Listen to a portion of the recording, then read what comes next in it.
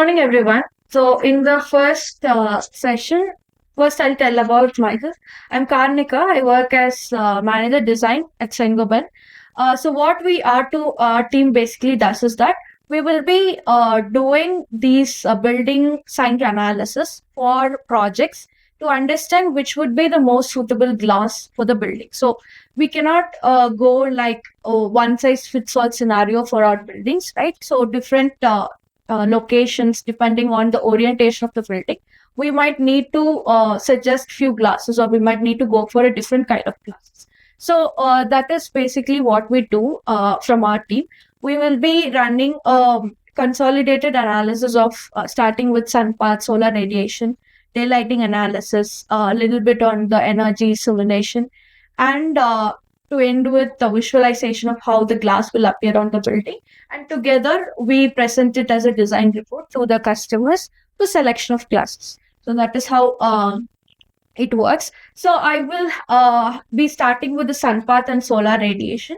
So first, we as architects, you must be quite familiar with the impact of sun path on the buildings, especially when it comes to the orientation placement of buildings. So just a quick intro on why is it important.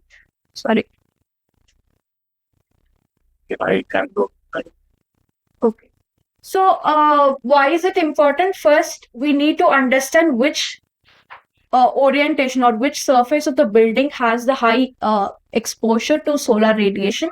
When it comes to, southern face or eastern face or western face, which will be having a lot of exposure to solar radiation, how we can also design probably passive, shading devices, or can we have lesser glass pieces on the face that is exposed to a lot of radiation, or can we also go with a glass with higher energy or heat reduction, so that we reduce the heat that is coming inside in the building basically. So all these things plays a major role, especially when it comes to designing the buildings. Secondly, for depending on the location, your exposure will also vary depending on the height of the building. Also, it varies. So for all these reasons, sun path is important, and for heat. So coming to India, our India is located in the northern hemisphere, which is over here. So which means the travel of sun will be on a generic basis, east to west through north. So how do we proceed with the drawings is that we will be modeling that particular building in the in the software, and we will be using the climate files of that particular location to see the sun path, how it travels two times of the year. So one would be in the summer solstice, which would be 21st June, and the other one would be at winter solstice, which is 21st December. And we would be checking at three times of the day. So as you can see, this particular building is located in Bangalore only, and it is minus 14 degrees oriented to north.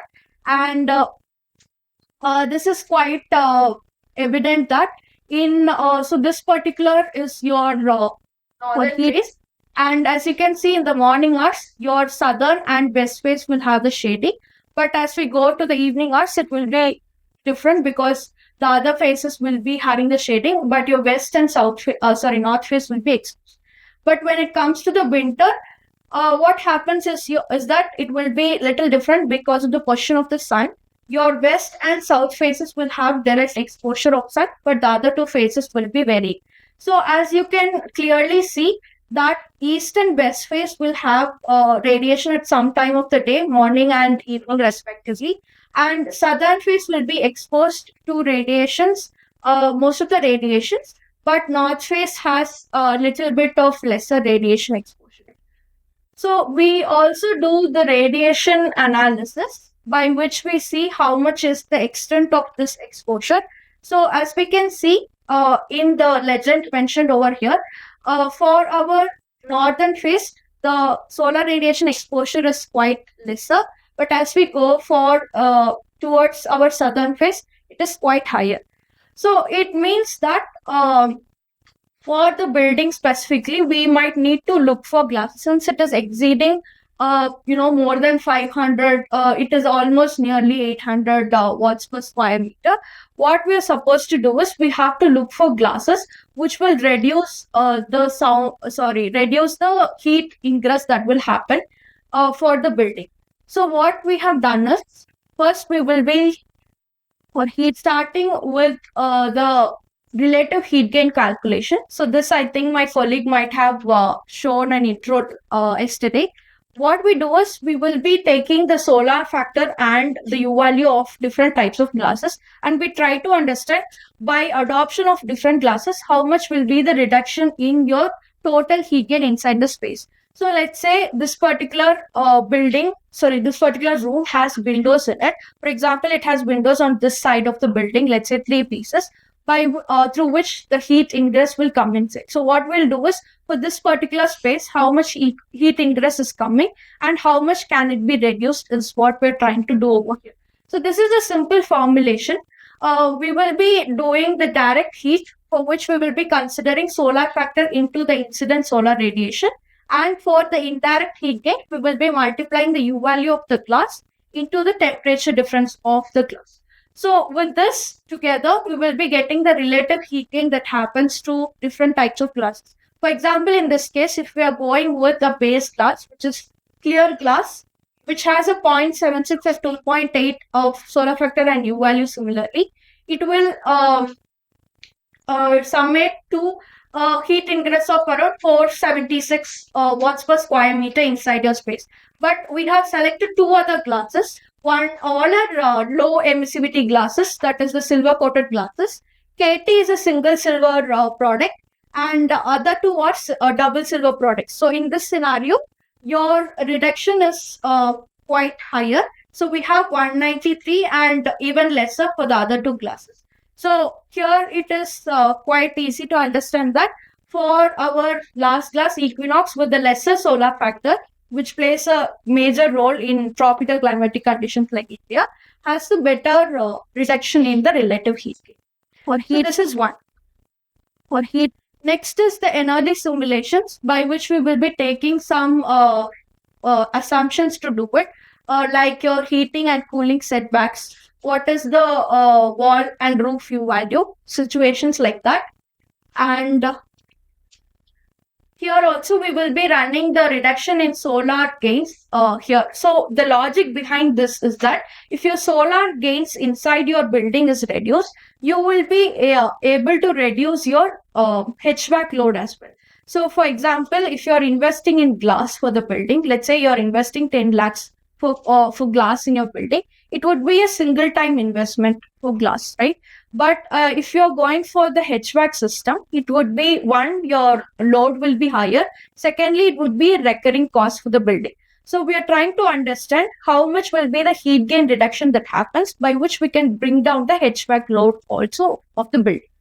So here again, we have considered the same glasses, base glass as clear glass, KT.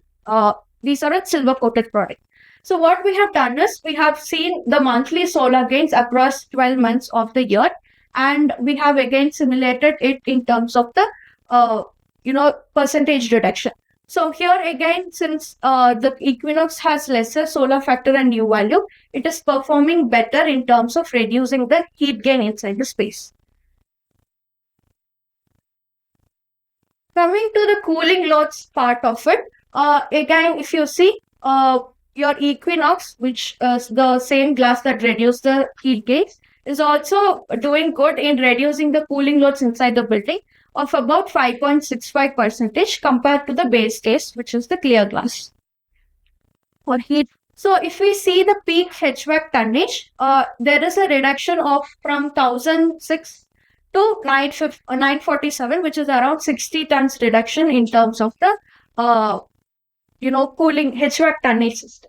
So this is the initial kind of HVAC load calculation that we do. On top of this, we will also be adding the safety and thickness parameters, and also the acoustic requirements of the building, and also the visualization part, which I will be covering in breaks after a few other sessions.